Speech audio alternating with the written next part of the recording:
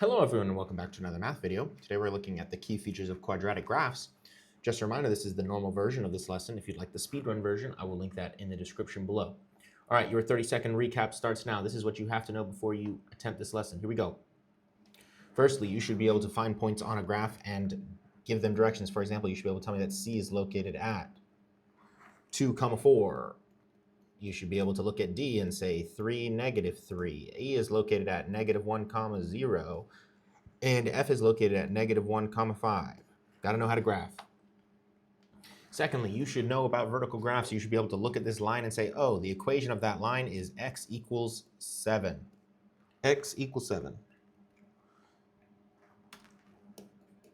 If you don't know how to do these two things, graphing and vertical graphs, then please, I will link refresher videos in the description below. Please go learn that before you do this lesson.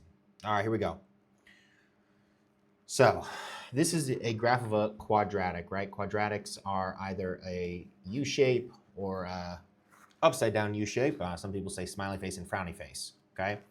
So the vertex is the very center, all right? And so this is what I was talking about with graphing. You should be able to tell me, okay, that's located, the vertex is located at 2, -6, right? Where is this dot right here? 2, -6. The y-intercept is where does the quadratic graph, the U, hit the y-axis, and so that's this point right here. So the y-intercept is 0, -2. All right, here's our cool clock for today, which means that it is time for you to practice what you just learned. Go ahead and pause the video and try these two problems on your own. And when you're ready, you can unpause the video and we'll check your answers. Okay, now that you've had time to work these problems, let's check your solutions. For the first problem, you should have said that the vertex and the y-intercept are both 0, -1. And for the second problem, the vertex is -2, 4. The y-intercept is 0, 0. All right. Next bit of terminology here, maximums or minimums, okay? We call this, when a graph is a frowny face, right? Think of the eyes here, frowny face, okay? When it's a frowny face, it has a maximum, right? Because think of it as it goes up, up, up, up, up, up. This is the very top right here, and then it starts going down, okay? So think of it as the top of the hill, right? Think of this as a hill, and we want to know what the top is. Well, the top of the hill, this coordinate is -2, 4. -2, 4. And so the maximum volume, or the maximum value, is always the y coordinate, right? And so that is 4. For the minimum on the right-hand side here, okay, what is this coordinate here? This is 2, -6. And so again, we look at the y coordinate, the minimum value, the lowest point. Think of this as a valley, right? The lowest point is -6. All right, it's time to practice.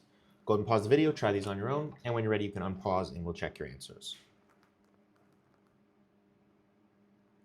Okay, now that you've had time to work these problems, let's check your solutions. Okay, for the first problem, you should have said there's a minimum at -1. And for the second problem, we should have said that there is a maximum located at +1. All right, the axis of symmetry, okay, when you think of something that's symmetrical, symmetrical just means that you can split it evenly down the middle. Okay, in this picture that I put up, right, these are examples of symmetry, right? If you split them down the middle, okay, you get the same thing on the left and right. So think of, for this quadratic graph, the symmetry, the axis of symmetry is the line that cuts it exactly in half, right? And so here's our vertex. Here's our vertex. And so the axis of symmetry goes straight through the vertex. And so when we look at this line, right, we should be able to say, oh, that equation is x equals +2. All right, time to practice. Pause the video, try these on your own. When you're ready, unpause, and we'll check your answers.